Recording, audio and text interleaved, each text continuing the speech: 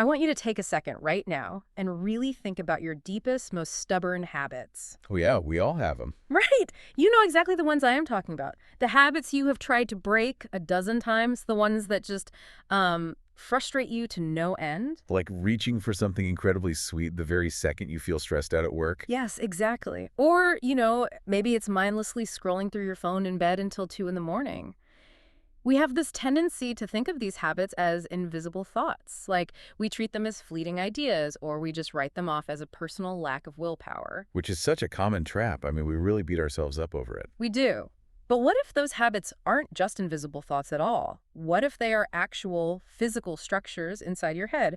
And what if a chronic physical condition like diabetes is deeply inherently connected to how those physical structures are built? I mean, exploring that connection completely flips the script on how we view both our daily behavior and our long-term health.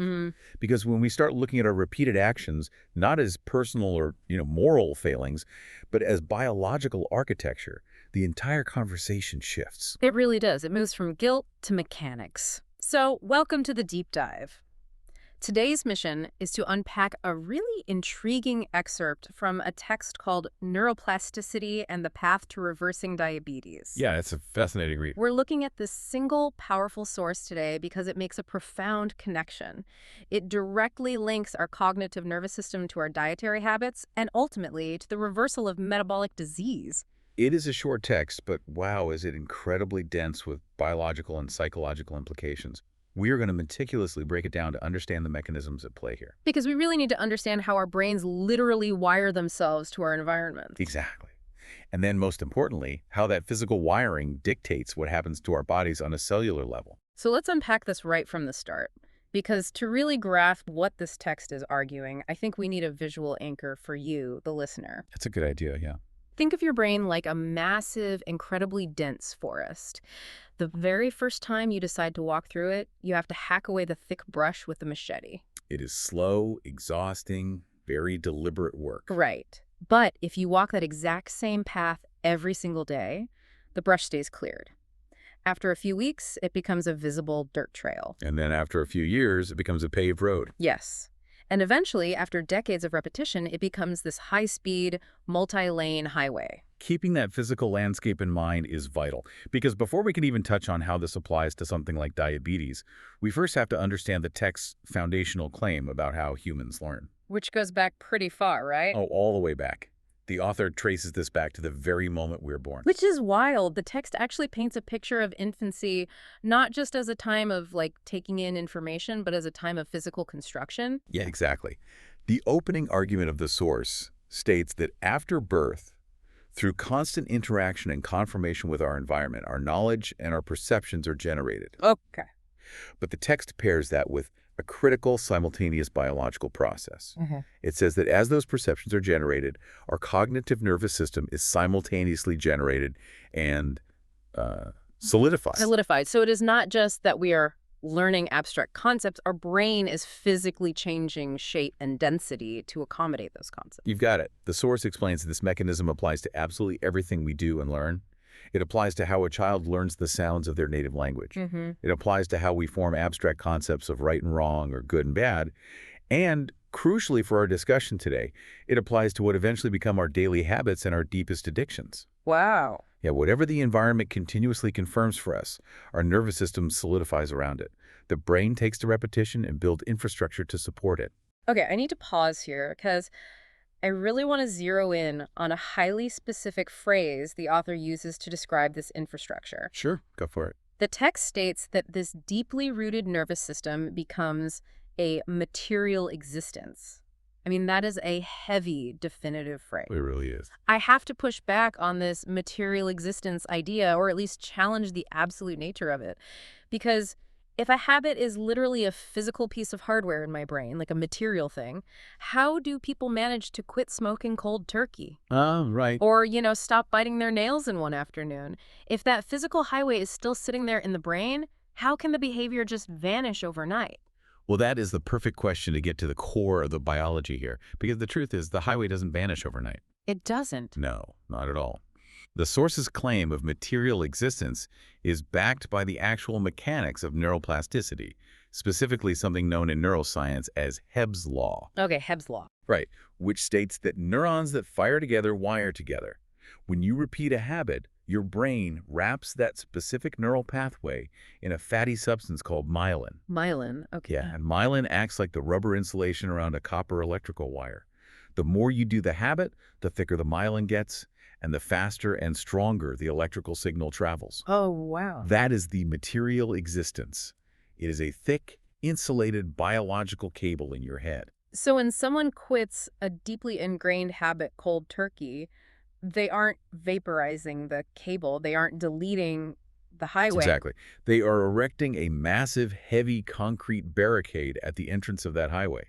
They are building a separate inhibitory neural network that blocks the signal from traveling down the insulated wire. That makes so much sense. The old road is still fully paved, the myelin is still there, which is why a person can relapse into a bad habit years later after just one moment of weakness. Because the material structure remained. They just, removed the barricade? Precisely. The brain loves efficiency, so it built that physical infrastructure to make the habit automatic.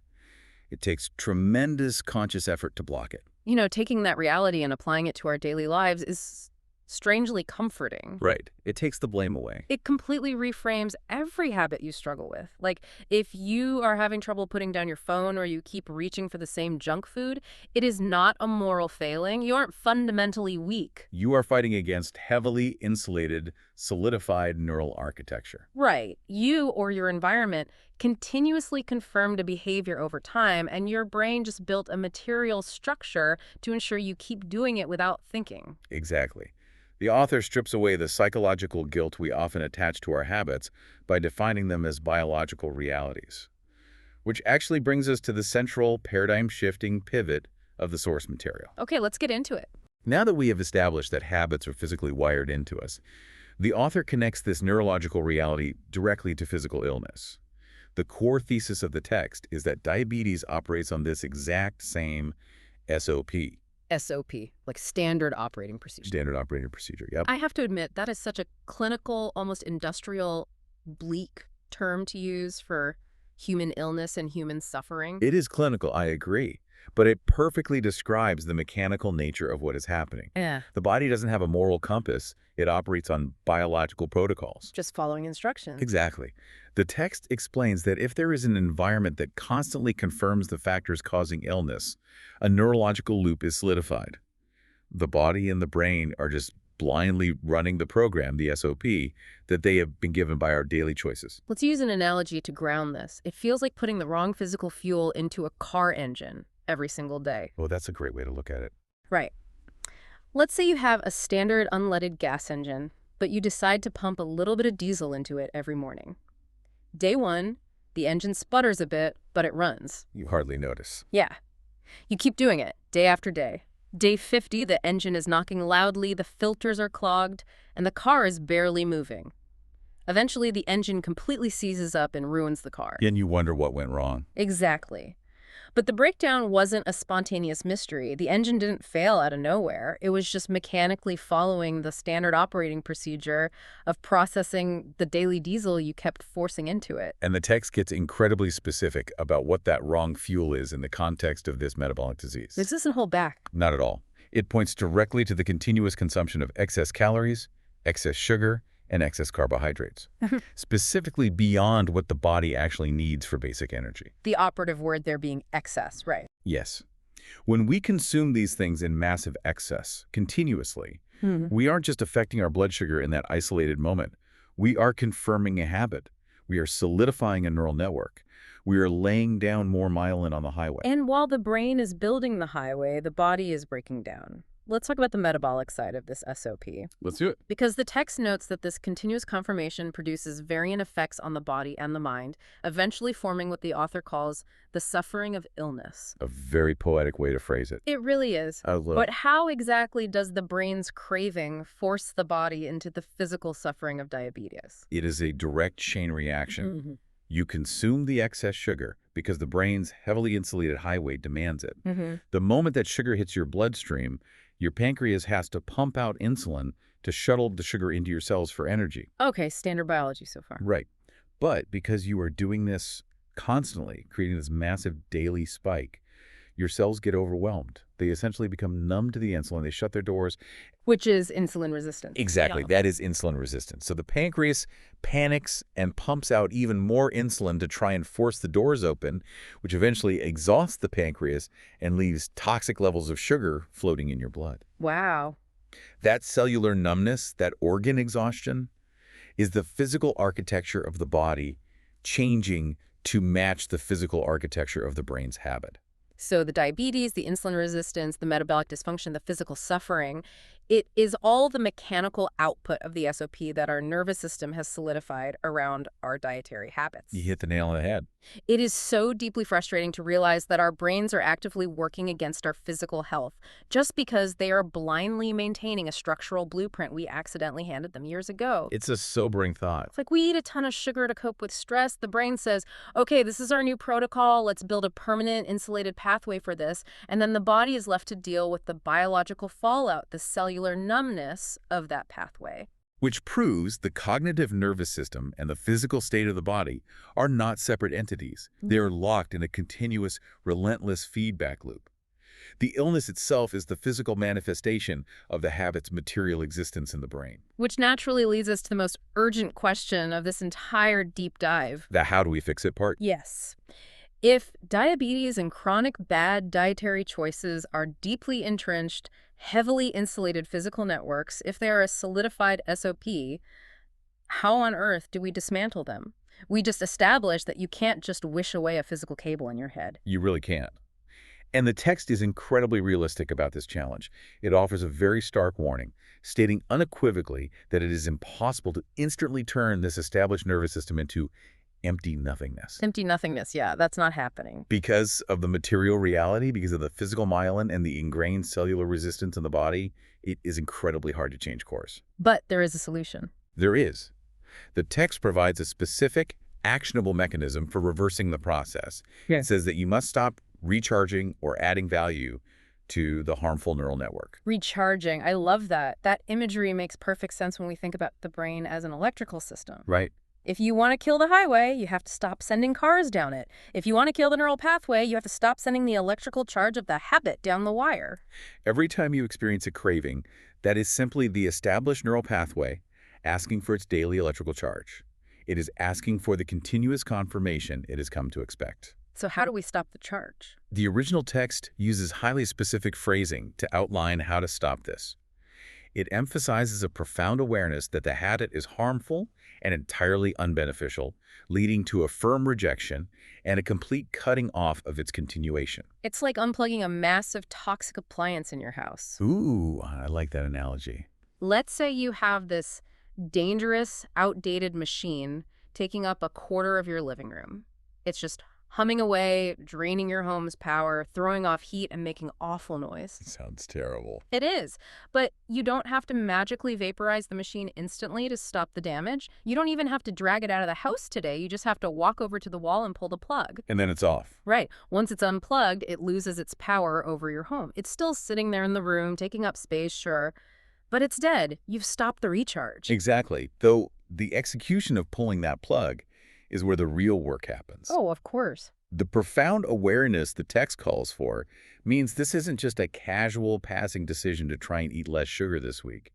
It is a conscious, active blockage of the neural pathway. You are choosing, moment by moment, impulse by impulse, not to send electricity down that specific wire. So when you look at that massive plate of excess carbohydrates or that sugary snack that you normally use to cope with a bad day, and you actively say no, you aren't just practicing some vague concept of willpower. No, not at all. You are literally physically denying a charge to a specific neural network. You are laying down the concrete barricade.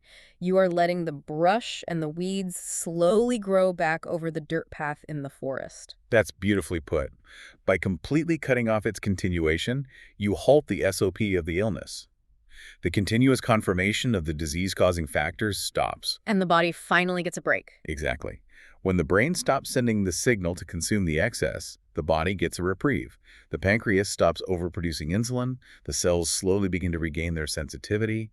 The biological architecture of the body begins to heal because the biological architecture of the brain has stopped bombarding it. Which brings up a secondary but equally vital challenge. Once you pull the plug on the bad habit, you can't just leave a void. No, you can't. Nature abhors a vacuum, and so does the brain. If I just stop eating my usual junk food, I still have to eat something. Right. So if I stop the recharge on the old highway, how does the text say we move forward and navigate the forest?